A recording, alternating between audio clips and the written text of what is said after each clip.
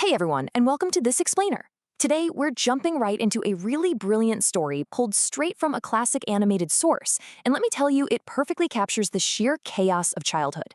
It's a tale packed with bitter playground rivalry, a mysterious map that seemingly appears out of nowhere, and the unexpected power of teamwork. Whether you're trying to manage team dynamics in the workplace or just, resolve a squabble at home, the events we're about to summarize hold a seriously timeless lesson for all of us. So, what exactly happens when a bitter playground rivalry meets a mysterious treasure map? Well, let's dive into this and see how a simple, everyday game of cricket managed to turn into a massive neighborhood wide quest. We've all been there, right? A friendly competition suddenly turns sour. The source material paints this incredibly vivid picture of a group of kids in their society park, where the stakes of a casual game suddenly feel like the most important thing in the whole world. Part 1: The Playground Dispute. A cricket match goes wrong. It's honestly wild how fast things can just fall apart. Literally within minutes, we go from a completely normal day at the park to absolute chaos. It starts off harmless enough with some poor bowling by a kid named Gattu, but instead of shrugging it off, the opposing team, led by Chinki, immediately calls him out. The blame game starts, and before anyone can even take a breath to calm down, the bitter arguments escalate. The large group completely fractures into two totally separate, hostile teams. It's pretty much a textbook example of how a lack of grace in any team, whether you're on the playground or in the corporate office, can just instantly derail the whole group. We don't want to play with you guys anymore. Talk about the ultimate playground declaration of war. The kids got incredibly stubborn. They retreated to their corners, refusing to even speak to one another. The parents even tried to step in with the ultimate peace offering, which was a brand new 6-player video game back at the house. But the kids? They were so dug into their pride that they flat out refused. The parents quickly realized that traditional bribery wasn't going to work here. They needed a completely different strategy to fix this broken dynamic. Part 2: The Divided Treasure Hunt. 2 maps, 2 wild imaginations. Now, what is absolutely fascinating here is the sheer contrast between these kids' hilarious imaginations and their uniquely selfish motivations. So the parents decide they need a miracle, and magically, parts of a torn treasure map start appearing in the park. Both teams find exactly half of it. On one side, Gattu's team discovers their piece near the grass. Immediately, his friend Bunty spins this epic historical fantasy. He's totally convinced an ancient king and queen buried it to hide it from invading enemies. On the other side, Chinki's team finds the remaining half, and her motivation? Pure modern capitalism. She dreams of finding ancient gold coins so she can literally buy an entire department store and completely hoard all the chocolate shakes for herself, leaving the other team to just sit there and watch. It's funny for sure, but it perfectly highlights how having limited information, just half the map, leads to wild, unchecked assumptions. It's something we see happen all the time when communication breaks down. Driven by these massive, grand visions, both factions actually decide to embark on a secret treasure hunt after dark.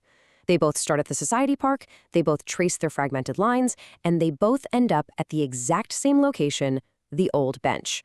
But because each team only had half of the instructions, they hit a total dead end. Working in silos left them entirely stuck. Stopped by a giant mosquito. And to make matters even funnier, and to really highlight the absolute absurdity of their stubborn, isolated efforts, Gattu's team was literally chased away from the old bench by a massive, aggressive mosquito. It's like the environment itself was telling them that this nighttime, divided approach just wasn't going to work. Frustrated, itching, and probably a little tired, everyone was forced to just give up and head home for the night. Part 3: A Windy Reconciliation. Nature Forces a Truce. Maybe this is a hint, friends, that now we should forget our fight and work together. You see, the very next morning, both rival factions stubbornly return to the park to try again. And as both groups are independently trying to make sense of their completely useless half maps, a sudden, strong wind sweeps through the park. It literally blows the pieces of paper right out of their hands and scatters them. When they scramble to pick them up, they look at each other and realize the undeniable truth. They each only hold half the puzzle. Goody, one of the kids, looks at the torn edges and delivers that crucial realization, making them see that fighting is exactly the thing keeping them from the prize. This right here, this is where the magic really happens. The wind kind of broke their stubbornness, sure, but they had to actively choose to fix the damage. Gattu actually swallows his pride and apologizes to Chinki for making fun of her poor cricket skills. Chinki accepts, and they make a pact to drop the petty rivalry. They literally use a piece of tape to connect the two map halves together. And guess what? By combining their individual resources and communicating, the broken lines finally connect and the complete, true path is revealed to everyone. Part 4. The Summer Vacation Surprise. The Real Treasure Revealed. With their map completely taped together, this newly united mega team was finally ready to track down the ultimate prize. Working as one solid unit with complete information, their journey was, well, practically effortless. They quickly passed the old bench that had stumped them the night before, they follow the line to an old tree, and finally, the combined map points them straight to the door of the society's storage warehouse. No giant mosquitoes, no wild guessing, just a clear, straightforward path followed by a completely united team. So they open that warehouse door and boom, the lights flick on automatically. The space is completely transformed. Instead of the ancient gold coins or endless chocolate shakes they had selfishly dreamed of, actually, scratch that, it's way better. They are greeted by something incredible for the whole group. The room is filled with beautiful decorations, towering stacks of brand new storybooks, and an absolute mountain of toys waiting in the corner. It's a massive, fully prepared summer vacation party. We planned all this so that the summer vacation party would be held and your fights would come to an end. Yep, as the kids are just staring in total awe, the parents finally step out from the shadows and deliver this amazing twist. They reveal that there were no ancient kings or hidden pirates. The parents were the masterminds behind the miracle map all along.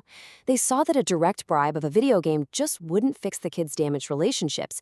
They knew that only a shared goal, one that required real collaboration and forgiveness, could genuinely heal the rift and bring their little community back together. Part 5. The Moral of the Story. Why this matters. So, let's step back from the charming story of Gattu, Chinki, and their friends. Summarizing these key events leaves us with some absolutely powerful takeaways. First off, petty fights and stubbornness, they only waste valuable time and energy, basically getting you chased by the metaphorical mosquitoes of life. Second, and this is absolutely crucial for any team, holding on to only your half of the map keeps you totally stuck at the starting line. You need the perspectives and information of others to see the whole picture. Third, combining your resources and simply communicating can instantly solve seemingly impossible dead ends.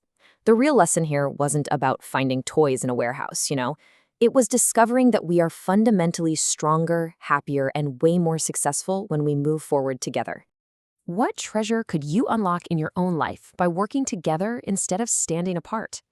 I want to leave you with this final thought to ponder as you look at your own daily conflicts, whether that's at work, with your friends, or right in your own home. The next time you find yourself digging in your heels and refusing to share your piece of the puzzle, ask yourself that very question. Thank you so much for joining me for this explainer, and I'll catch you on the next one.